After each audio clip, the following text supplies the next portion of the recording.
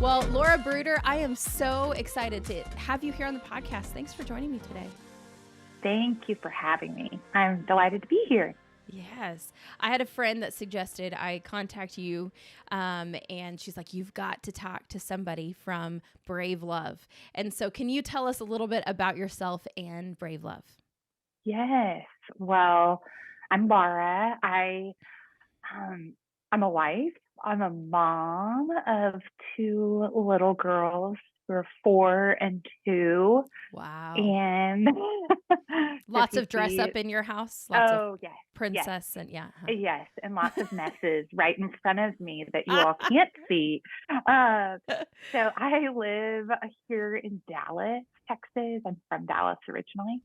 But I've been with Brave Love. I serve as the executive director, and I've been with Brave Love for 11 years, which is basically since its launch. So okay. I got connected with the founder and just like really kind of fell in love with the mission. It was, which I can tell you about. Yes, we are going to talk about that. Yeah. So that's a little bit about me. You want to know about Brave Love? Yes, please. Okay. We are Brave Love. We are a nonprofit based here in Dallas, but we are a national organization. And our mission is all about changing the perception of adoption and by acknowledging birth moms for their brave decision. So right now, choosing adoption is just not the norm in our society. It might be more common, like for families who want to grow their family through adoption, but it's just not common for women facing unplanned pregnancies for them to place their child for adoption. And so, in fact, the latest stats are like less than 1% of women in unplanned pregnancies choose adoption. Wow. And so our hope at Brave Love is to make adoption just a more supported option to help change people's perceptions and attitudes so that it becomes just a more, like I said, a more supported option, a more normalized option. Yeah. And so how we do that is through communication, education, and birth mom support. Those are kind of our 3 program areas. And so we share a lot of birth mom stories. We run campaigns. We create adoption resources for the people out there, the service providers who are in fact serving pregnant women. And so we also find creative ways to honor birth moms who have already placed a child for adoption. So I think Brave Love's a little bit, I know I'm biased, a little unique in that we're not an adoption agency. We're not a pregnancy center or a support group, but rather we're of a pro-adoption movement focused on really removing the stigmas of adoption and showing that it's a brave choice. And so, I don't know about you, but and those listening, but I can see how adoption can feel complicated and overwhelming on kind of any side of the spectrum or any side of the triad. The process, even different types. You've got international and domestic infant adoption and foster care and kinship. There's just like all these different types of adoption. And so there's a lot kind of in the adoption ecosystem, if you will. And so just to be clear, so people kind of know what we're talking about with Brave Love is we're kind of talking about domestic infant adoption. So adoption as an option for women in unplanned pregnancies. So, that's Brave Love in a nutshell, but I'm sure you have more questions. Well, okay. So you say 1% of people choose adoption. And you said, okay, we want to take some of those stigmas away. What are the stigmas that exist that really act as like a barrier for women to choose adoption? Right. I think there's the shame piece to it. There's the, will my child think that I've abandoned him or her? Wow. Will feel unwanted. There's this this idea of others even thinking that I am like an unfit parent, Mm. and we've surveyed over the years a number of different pregnancy resource centers all across the country, and you know they often see firsthand and hear firsthand women saying, "Oh, I could never, oh, I could never give up my baby for adoption." And the reasons are those that I just mentioned. Like, what will Yeah. my child think of me? What will my friends, what will Mm. my family think of me?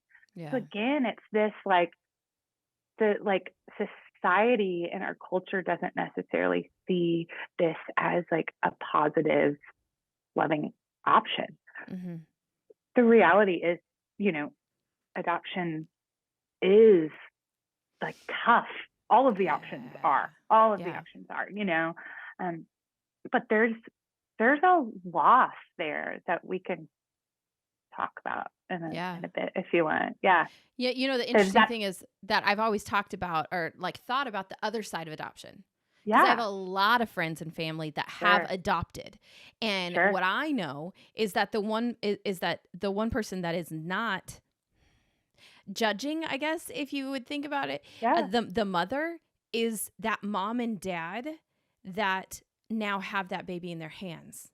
And I sure. know story after story of couples that either they had more love to give. They have kids of their own, and Mm, they had more love to give, and they mm-hmm. were so excited to be able to offer that to the Yeah, children that they adopted. Sometimes the story was that they themselves could not have right, children, and so they adopted. But the one story that I hear from them is, I'm so thankful that right. their mom chose life, because now Sure, I get to have this child to love. I get to sure. be mom, and he gets to be dad to this child. Why, like, are those messages getting back to the birth moms? Because that's what I hear on Oh, my side. I Is right, that not right. getting back to moms or out into the ether so that women know, Sure. like, adoption is not something to be.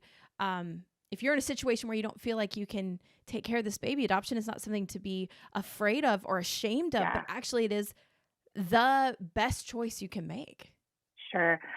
And no offense to Lifetime movies or um, other platforms out there, but um, they haven't always done a service to birth moms and portraying them in a positive Mm, light.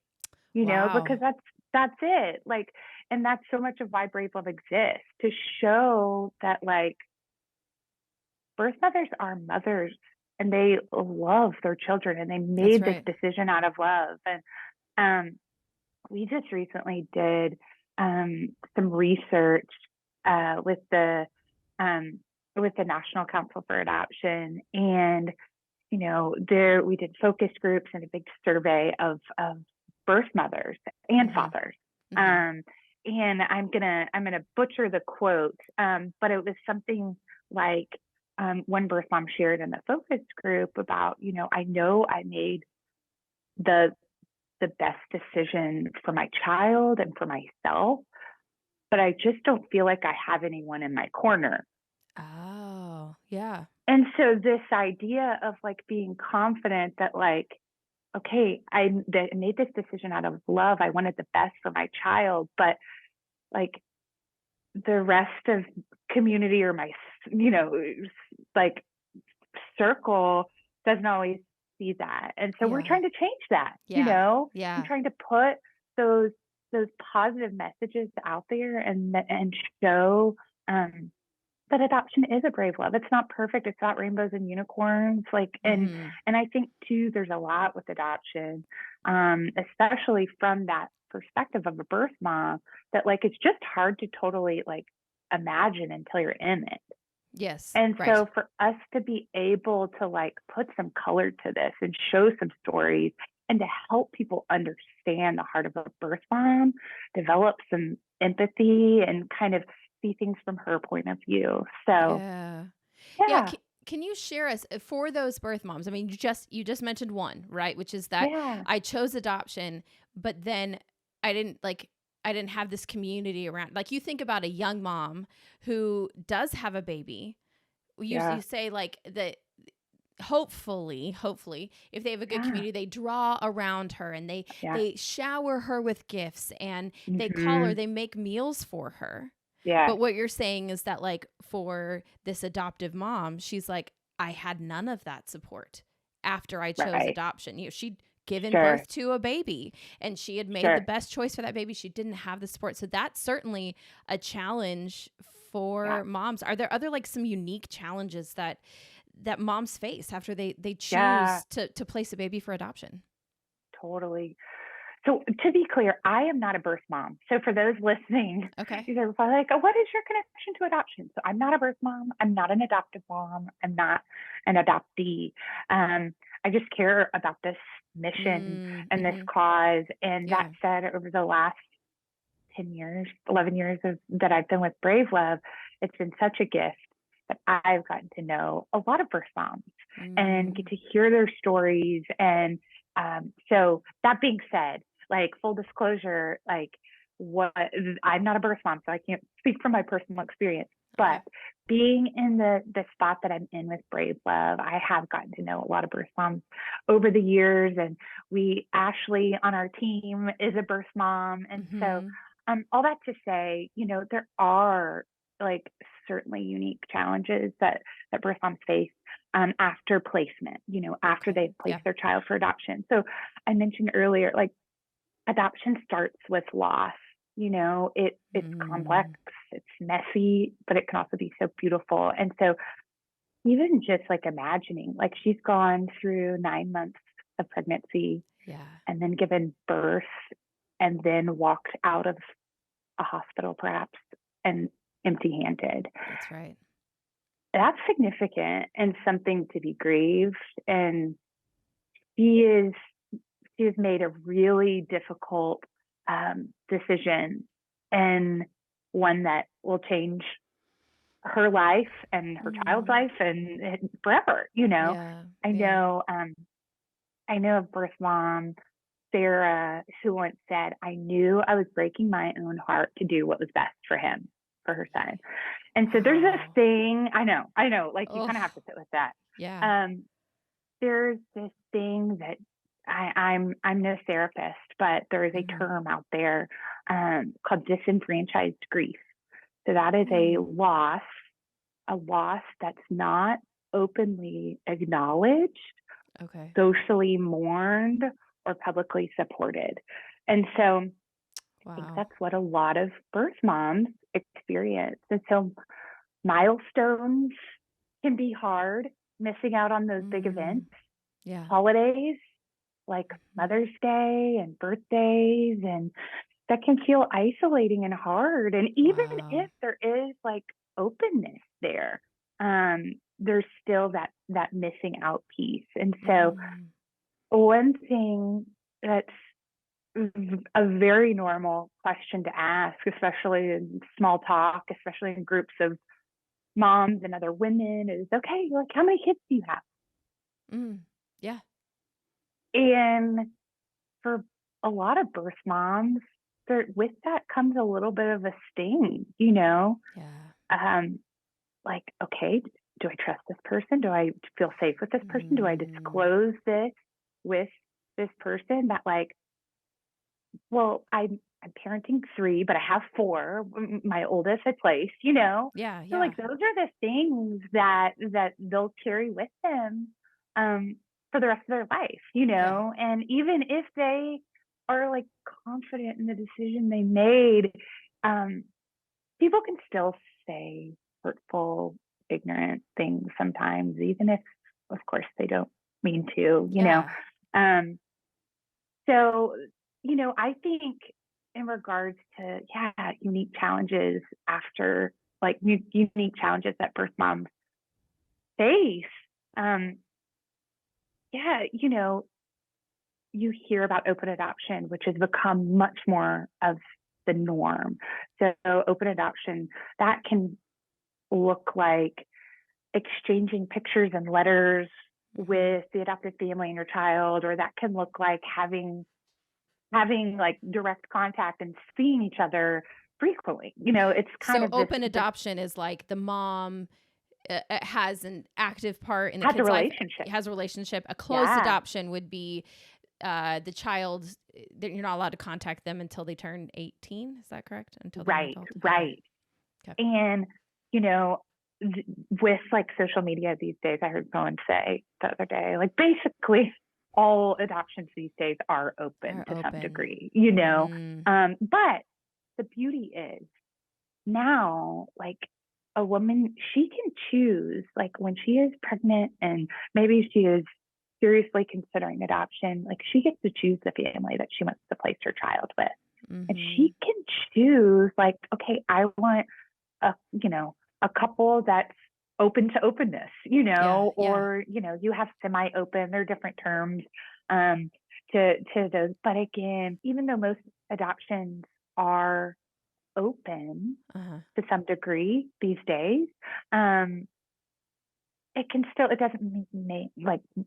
doesn't make it any easier, or, it's just you're navigating like a different set of like challenges perhaps. But there is like actual research out there that supports like the positive health benefits for open adoption. Yeah, that's what I was going to ask with your moms that you guys meet. Like, is it like, okay, yes, it's hard, but actually it has helped in my grieving process, or Right. like, because they get to see that child. That child doesn't have to like basically die in their mind for 18, years. Right. Yeah. And to know, like, at the end of the day, whether adopted or not, we all want to know where we came from and our story, and so that's significant for an adoptee Oh, to so it's healthier know. for the kid, not just the mom. Right. Okay. It's healthy for all to know, and even from like, access to like health and medical information, like Yeah. that's significant to like have access to that. So, Yeah. but for a birth mom to know that her child is safe and being loved and taken care of can be really healing. Absolutely. Absolutely. Wow. And at the Journey of Ruth, we talk a lot about discipleship and mentorship. And, Yeah. I'm thinking about the grief process that these moms have to go through. And Sure. obviously, if it's an open adoption, then there's, they get to maybe, walk through some of that with the birth family. But I'm sure that's not really who you should like have as your person. Like, hey, family that adopted my child, will you be my mentors? Like, Right. you guys, I think, pair birth moms with other birth moms that have gone through this experience. Why is that so important to like bring them together? Is it a community thing? Is it a healing thing? What happens in those relationships? Yes and yes. Okay. So just to clarify, we love to be able to connect moms. So we have special like birth mom dinners all across the country, and they happen around Mother's Day, and then in the fall, for like right around National Adoption Month, which is in November. And so, and these are happening in cities like all across the country. Awesome. We've had them in Phoenix before, and we hope to be back there. Yes. And so we don't necessarily have like a mentor program at Brave Love, but rather we offer this way in which it's a connection point for birth moms to come together, sit at a table. And like this is what you guys are all about. Like we're not wired to do things alone. Yeah. We are built for community.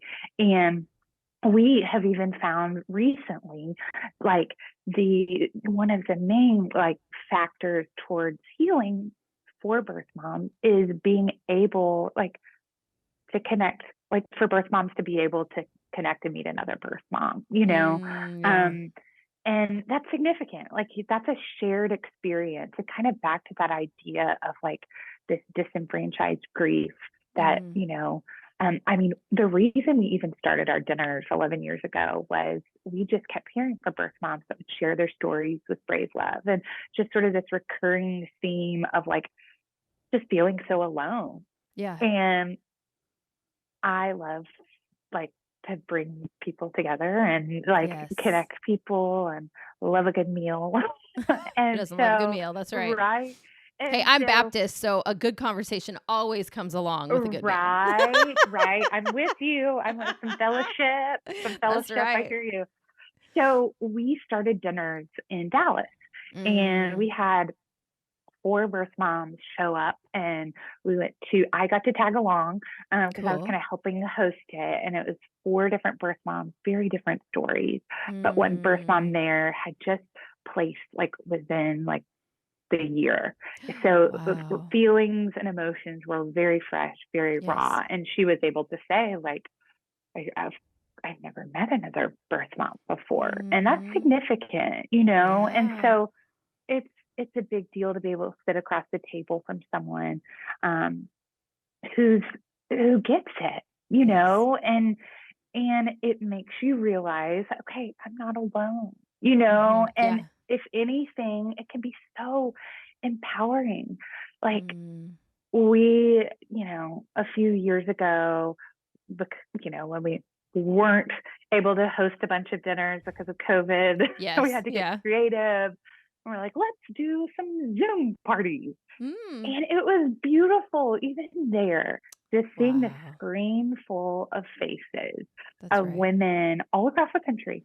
Mm-hmm. That, I mean, a number of them would then like, it was their first time to like do anything like that, to meet other Yeah. birth moms um, and then what's been really cool is, seeing how then they would like register again for another one and another one. And then Mm. once we started hosting kind of the dinners again in person, then, they were showing up and like Yeah. sitting across the table. And yeah, so I just love it. giving space for birth moms to be seen, to be understood, and really, one of it, I know I keep mentioning this research, but it's top of mind for me. Yeah. Is um, we had um, we had a number of um, we did a focus group, we did survey, and the response from like just putting it out there that like, hey, if you want to participate in the focus group, or hey, do you want to participate in this?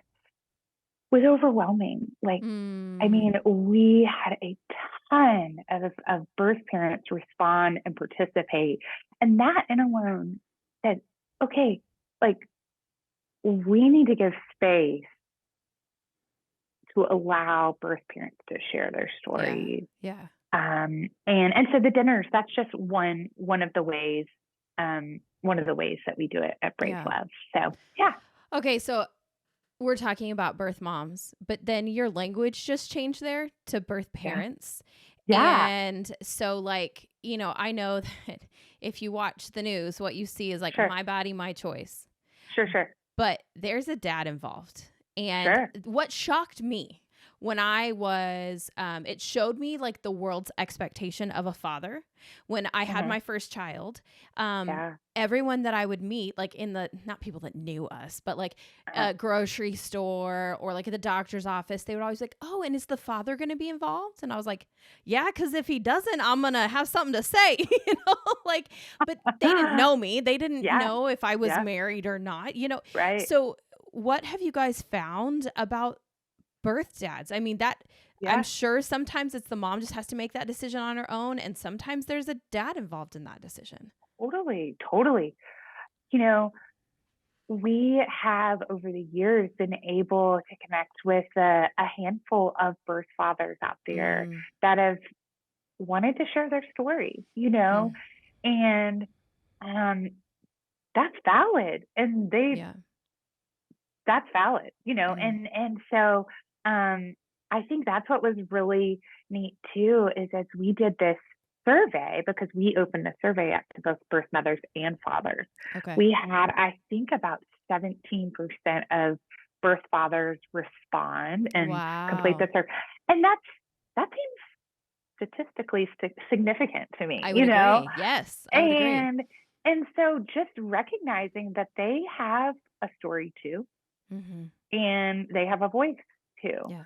And I think also being sensitive to, um, I think it's something that we've actually like wrestled with a little bit, just in full transparency, with our birth mom dinners and planning them. We thought, Mm. okay, do we open them up to birth fathers Fathers, too? yeah. Mm-hmm. And kind of where we've landed today has been like letting them be sort of that sacred, safe place Mm. for just birth mothers. Yeah. And even kind of surveyed birth moms to kind of get their input and feedback on that. And it can be tricky because obviously everybody's stories are different, but like Yeah. for a lot of birth moms, they're not necessarily in a relationship with that birth father Yeah. anymore. Yeah. Or there could be a really negative experience, or potentially abuse or violence or Right. whatnot. And so it's tricky and it's gray and all of that. But that being said, we love to be able to share birth father stories. Um, Mm-hmm. when we hear from birth fathers, and to be able to potentially connect other birth fathers to birth fathers, Yeah. because Yeah. again, like their experience, their voice is important Yeah. too. Yeah. Yeah, absolutely. Yeah, we did an episode on abortion, and Mm-hmm. the man that we spoke with, he's like, I'm a Yeah, man, and I have regret and guilt from sure, our choice, and sure. he's like, it was our choice. Yeah, And we both have, guilt from that. And his thing was, I have worked through some of that, and now I get uh, to, speak for others and say, can we make an adoption plan? Can we, sure. help with some of those things? Because I know what it feels like to be on the other side of, Yeah. choosing abortion over adoption. Um, Uh-huh. I want to know for you guys, for adoptive families, do adoptive families reach out to you guys? Do you guys have resources for adoptive families, or do you really just kind of deal with birth moms? I love that you asked that. I think I mentioned this a little earlier about how, I think there's a lot, especially, I mean, sometimes adoption can be hard to imagine when maybe you're at that spot of like crisis, or, Mm-hmm. you're pregnant, unsure what to do, or maybe you're considering adoption, or maybe you're a prospective adoptive family. You're thinking Mm. about adoption, like, and so sometimes it's just hard to imagine what this is going to look like for you, your Right. family, and whatnot. And so for like how we help adoptive families, I think it really is helping humanize birth moms Ah, through yeah. education, Okay. and through adoption, like many times, like the focus is on the child, rightly Mm. so. Mm-hmm. Um, but like if open and willing, the the adoption triad, which is the child, the Mm-hmm. adoptee, birth parent, and adoptive parent, Yes. um, if open and willing, the triad can really be a place of honor and love. And so Mm. how we, help adoptive families is like, as we share birth mother stories, like we help do that, and to help make adoptive families kind of aware, Yeah. of like what that experience kind of looks like. And I think a big piece of it is just developing, you know, some empathy too. And so, our main kind of focus and lane really is birth moms, Yeah. but like for like adoption, it feels funny to say work well, but like to Mm-hmm. really like for people, for individuals to flourish, for families to flourish, like, Mm-hmm. and for it to be healthy. I mean, obviously there's no perfect adoption. There's no perfect, like Yeah. adoption comes out of like a broken world, Yes. like, Right. and, Right. um, life doesn't always go according to plan. Yeah. Um, and so I think, um, how we can help adoptive families is again, just like helping like humanize birth moms, Mm-hmm. and help them recognize, um, you know, their child, like is always going to carry a piece of their birth parents. And so you got Mm-hmm. to honor and love, whether there's openness or not. Like, you can love your child by speaking respectfully about their birth parents and where Yeah. they came from. Does that make sense? Yeah. So I just, so the earlier this year, we had an episode on how to respect your parents. Oh, Um, yeah. and it was, and part of this comes out because my husband and I work with college students. And so we get Cool. lots of questions as they're going from adolescence into adulthood Yeah. about what does it look like to love your parents and obey your parents. Like, what does that mean? Honor your parents. You hear all these things. Like, what does that mean? Right. You're How like, do I do this really well? though, practically. Yeah. Right, practically, exactly. Okay, so you're like, we want you to like give honor to the birth mom. I can think Yeah. that there's probably some situations where it's really easy to do that. Like your mom, Totally. she just wasn't ready, or like she Yeah. wasn't able to take care of you, and she made the right choice, not to abort, but instead to make an adoption plan, and we get to have you in our home because of it. But that's Mm-hmm. not the beautiful story of all adoptions. Sometimes Sure. mom made really poor choices. Right. Sometimes that choice is going to have like physical or mental effects for the child. It Sure. doesn't make the adoption any less valuable or them Right. love their adopted child any less. In fact, sometimes I look at those parents and I'm like, you really love this child because you knew Yeah. there could be. Yeah.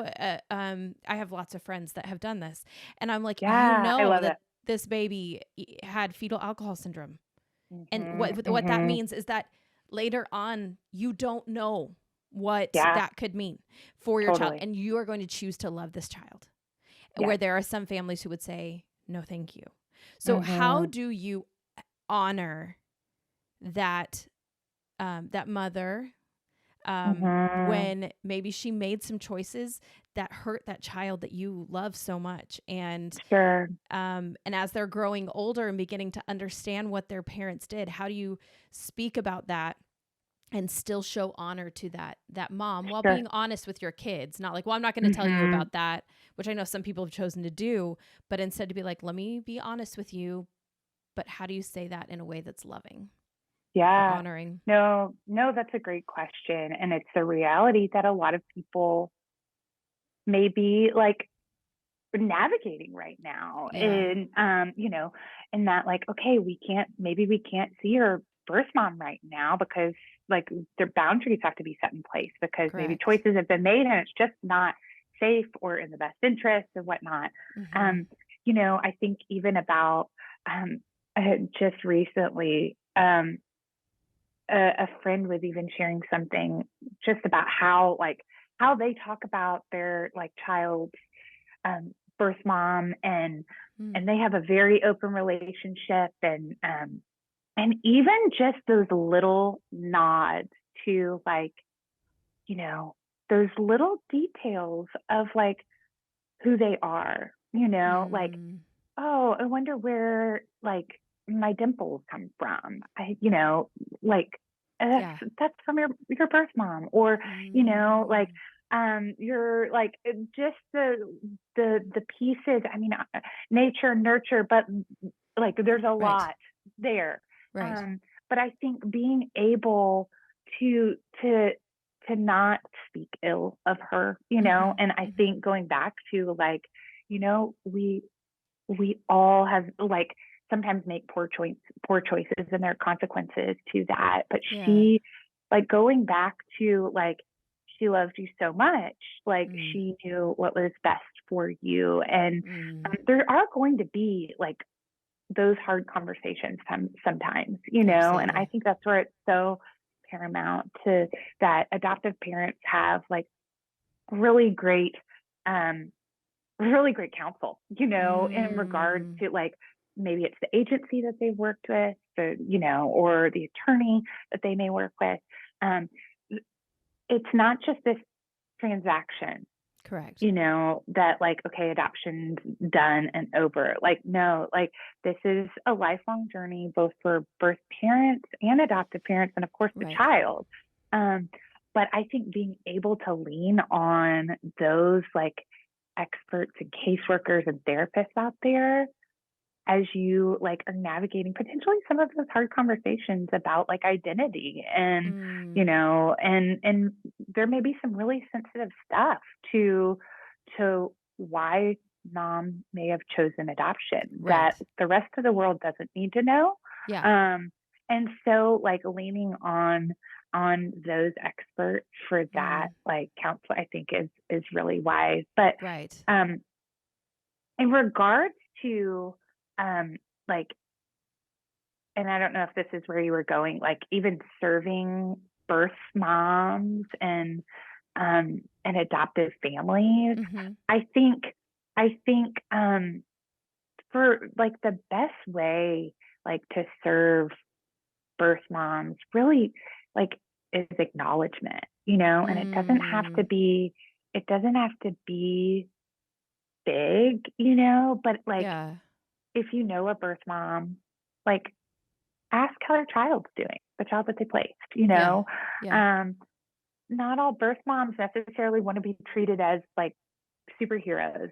Um, Right. but they do love their children, and like that acknowledgement can be like a really like dear, beautiful thing. And I think it's important for us to remember that birth mothers are mothers, just it looks different, like just a different kind of mother, Yeah. Yeah. um Well, and I think and sometimes when we have like someone in front of us that is a birth mom, I yeah, think back to our episode with my friend Becky Getz, who lost her son, yeah, and I mean he was a miracle baby every day that he lived, sure, and she said that one of the things that people often do is they feel like if they bring up Zach in yeah, their conversation, that it will hurt her more.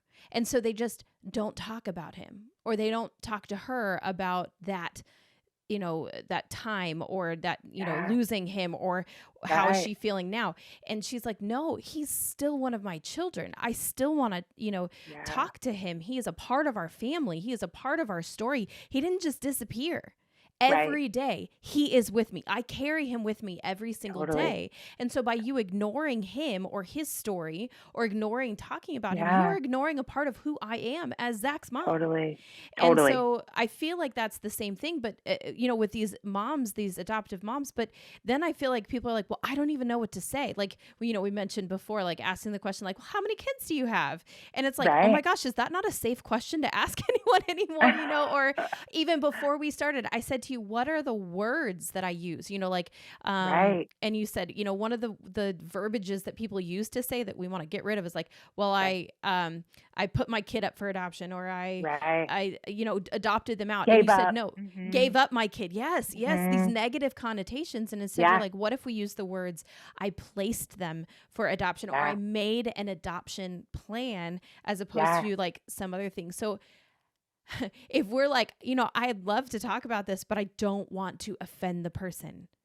sure, How do we talk to them, love them, serve them, but also be sensitive to this really difficult decision they made?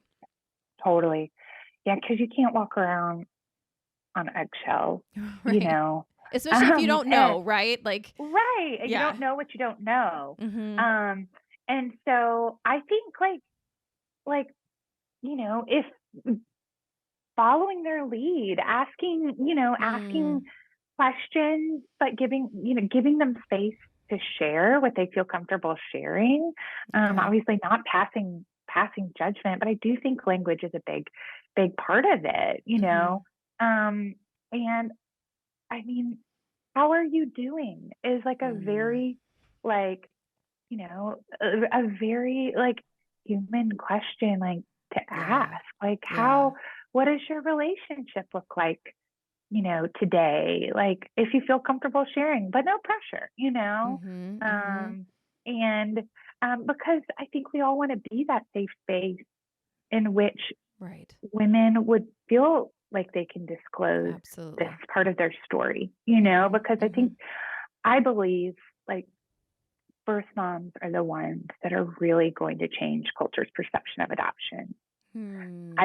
I think they like I mean I think of Lindsay, who is a birth mom that like I mean, I've shared this before, and I don't know if she's listening right now, but like I remember when she reached out to Brave Love and had found us and was excited about what we were doing, and Lindsay, you know, we got on the phone. She shared her story with me, and then she went on to like buy Brave Love t-shirts and for herself and some friends, and they did a 5K. Oh, And cool.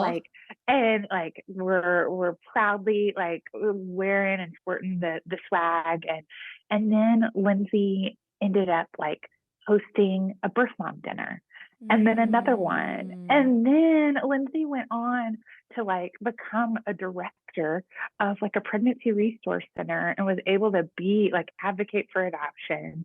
I reached out to her not long ago, be like, hey, would you help us out with this? And she was like, I would love to. I'm so busy. I've just joined this legislative committee for my state to help make adoption more of an option. I'm like, yes, you go.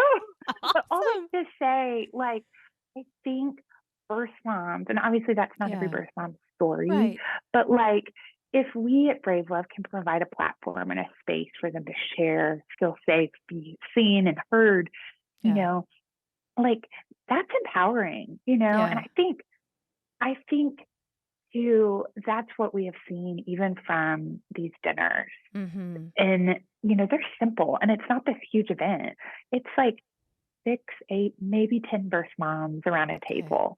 And that's healing to know that you're not alone. And, you know, adoption has kind of come from a little bit of I'll say a bit of a darker past in that, you know, and I think we still are like battling with a lot of like the shame surrounding unplanned pregnancies, you know, and adoption and choosing adoption, all of that. But just being able to put this out in the light, you know, and for someone to feel, I mean, and that's why even, you know, closed adoptions and versus open, like it's not like it doesn't need to be this like hush hush thing we don't talk about, you know? So back to kind of your question, like, and even the friend who lost her child, like if we, you know, if we're not like acknowledging her and even the decision she's made, then it's like her child doesn't exist, you know? And then it kind of belittles that sacrifice. her and that sacrifice, you know? And so it doesn't, like I said, it doesn't have to be big. But I think even just like, even the words that we say and the simple questions that we ask and you know, I think too, I mean, not to do like a Brave Love plug, but like do it right like, now. Everybody open your ears. Let's hear this. I like there's something to be said about just like being a part of the conversation, educating yourself on birth moms, on adoption, and like just this point of view. Like follow Brave Love on Instagram, we're on TikTok too, we're on Facebook as well, like at Join Brave Love. Or even just like go to our website, bravelove.org, like read some of the stories and familiarize yourself, because you never know. You just never know. Like, I mean, you never know. Like, we all are an influencer to a woman's decision. Right. You never know who you may encounter, or and just to know that like adoption isn't what it used to be. Like it can be this really like loving thing. You know, again, so difficult, and there's a lot of loss and a lot of grief there. So I don't want to like say rainbows and unicorns, but if you know a birth mom, get to know her, really get to know her, and let her be in the driver's seat in terms of like sharing what she feels comfortable sharing, you know, because she's got some life experience that not a lot of us have. And you'll learn something from her. That's right. Yeah. So your social media is at Join Brave Love. Yes. Yes. And I have to say, definitely go follow them on Instagram. When my friend Amber Perona, who's also been on the journey of Yes. Ruth, she said, you've got to go check out Brave Love. I would suggest you have them on the podcast. And so I immediately went and followed you on Instagram. And I agree. Like, you just learn. You guys do a great job, even on social media, of, educating, that communication Thank piece you. that's so important. And I think that's great. What's your website? Bravelove.org.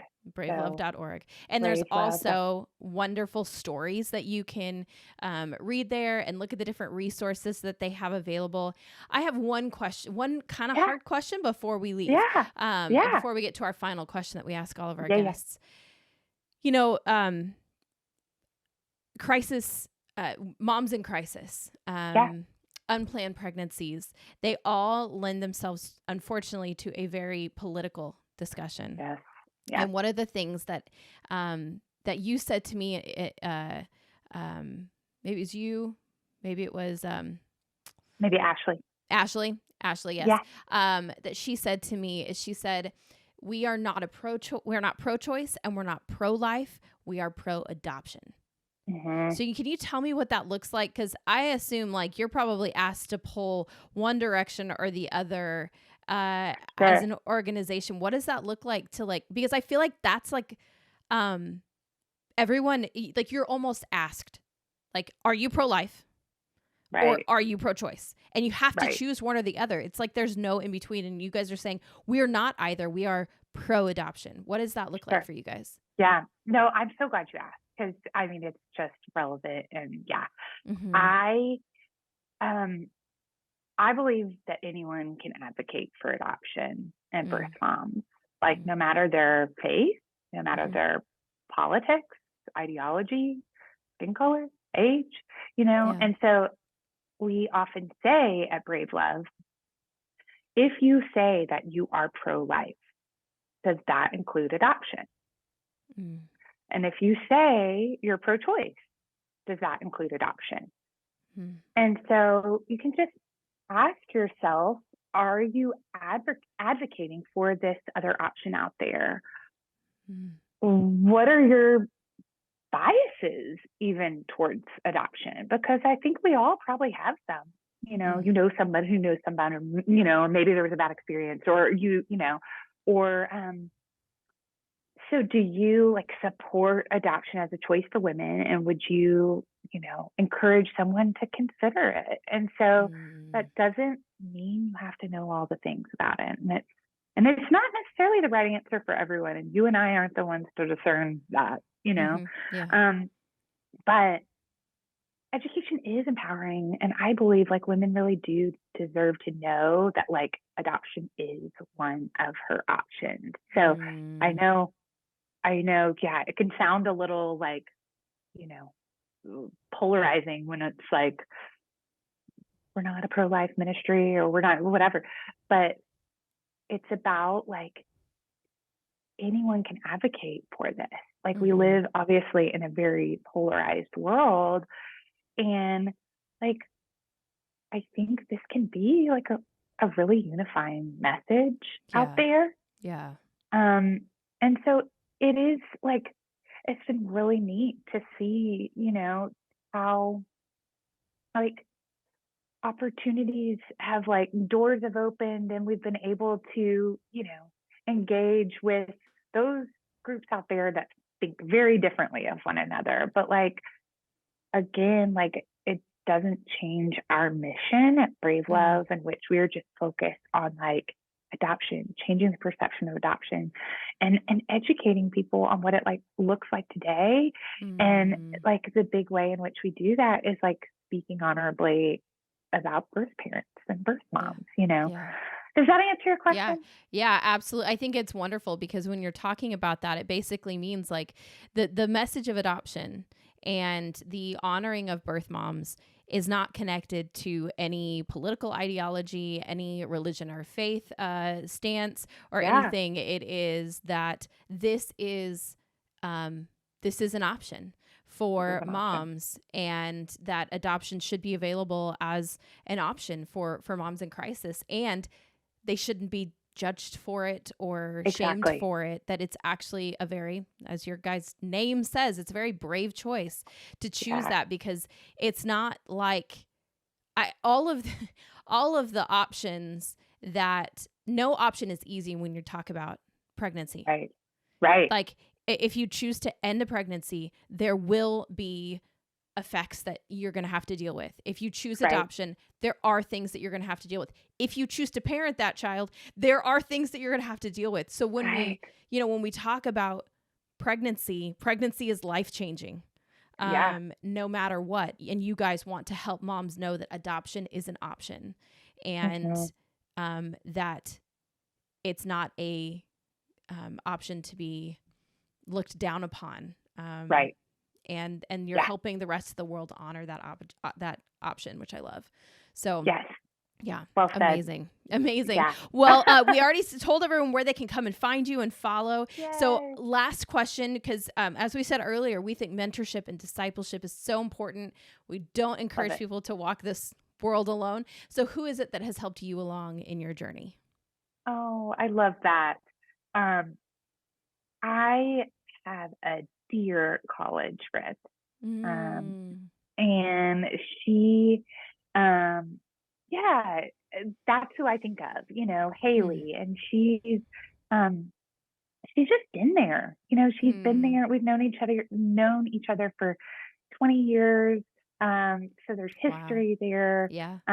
But she's just been there even when we haven't been living in the same place, and I think she's like consistent and shows up, and like she's just so good about like just intentionally like pursuing our friendship. And we've actually had like some similar like life experiences and even work experiences. So we both work in the nonprofit world, and so she that's who I think of, like it's really helped me and just been a friend, and just and along especially these last 20 years.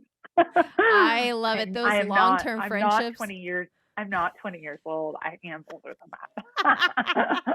Well, I mean, and the funny thing is I sometimes look and I'm like, I've been best friends with my friend for 25 years. I'm not even that old. How can I? Right. Oh, okay. Yeah, maybe I am. But still, 25 years, those friends that stick with us through thick and thin, and and our joke is like, I've stuck with you for 25 years. There's really not much that could I'm not going anywhere. Right. Yeah, exactly. Moving, changes, whatever. I'm here to stay. So yeah, exactly.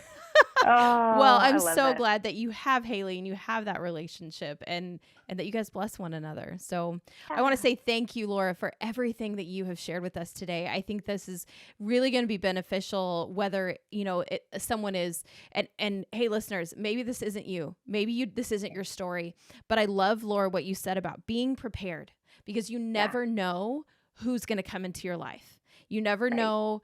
You may even have just a conversation with somebody at the grocery store, and it leads to them mentioning that they adopted, they placed a child for adoption. And now, maybe some questions to ask or how to serve them in that moment. And I think this is an important conversation to have. So thank you for joining us today.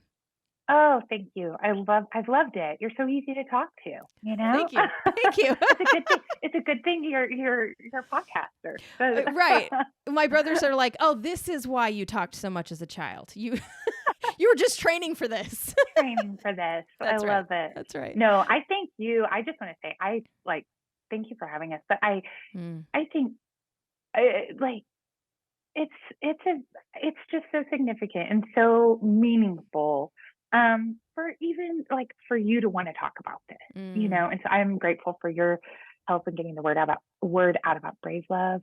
But just more importantly, talking about adoption and from the point of view of birth moms and whatnot. Yeah. So thank you. Absolutely. Absolutely. So go, listeners, go check out bravelove.org. Correct? Bravelove.org. Bravelove.org. You got it. Awesome. And see what they're up to. Thank you, Laura, for joining me. Thank you.